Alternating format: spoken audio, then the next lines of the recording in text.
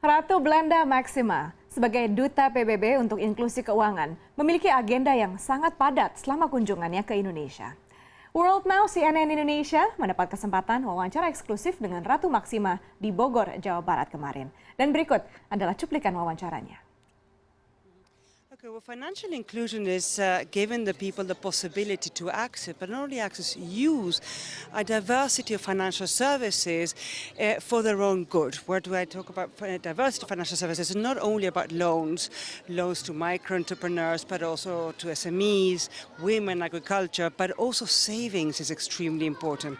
Even making payments, one gives it for granted, one has it, but a lot of people have to travel long distances and incur great costs and also security issues in order to make simple payments or get payments from family members or even the government.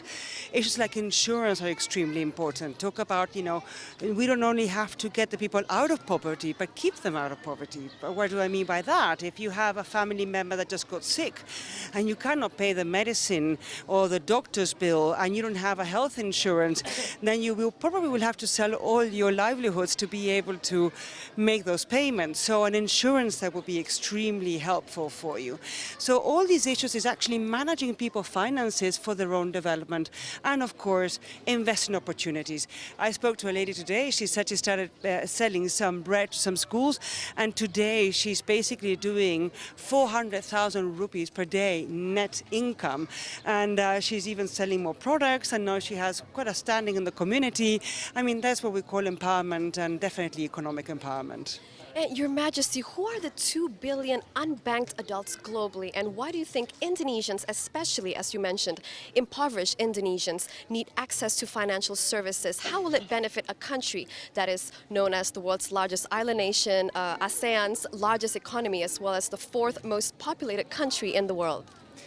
Yeah, so like you rightly said, we have still 2 billion people to go that we need to get financially included. It used to be 2.5, so we are advancing very steadily, which is something we're all proud of. And from those 2 billion people, they're scattered, of course, in many countries. But I would say that 25 countries explain 76%. So Indonesia is the 3rd largest single country that needs to do a lot of inclusion in terms financially. So there's from this 2 billion people, 5.6% are Indonesians. So that translates in more than 100 million people. So that more than 100 million Indonesians should be included into the financial system. Just to give some numbers. So there's a lot of work to be done in Indonesia. A lot of work has been done. In 2011, there was only 20% of the population, of the adult population. Now is at, in 2014, was 36%. So we are advancing, but a lot more needs to be done. And of course, Indonesia is a country with 17,000 plus islands. Not all of them are inhabited, but infrastructure, getting payment systems going, getting credit bureaus going to actually be able to check if somebody has had another loan, etc., needs to be really enrolled. And that is why I'm so happy that a national strategy will be launched with a very heavy target, an ambitious target.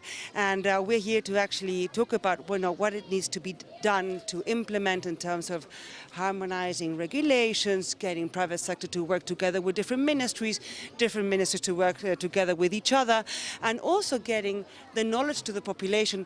Why is financial inclusion important for them, and why they could be using these products that could actually improve their lives? I think there's a combination of factors that we need to work together on to actually make this happen. Well, ambitious but nonetheless successful. Your Majesty, would like to once again thank you so much for your time on CNN Indonesia. Well, Madam, thank you so much, and I hope that you can still keep on covering the subject in the future to come, because it will make a difference to the Indonesians. Absolutely. Thank you. Thank you.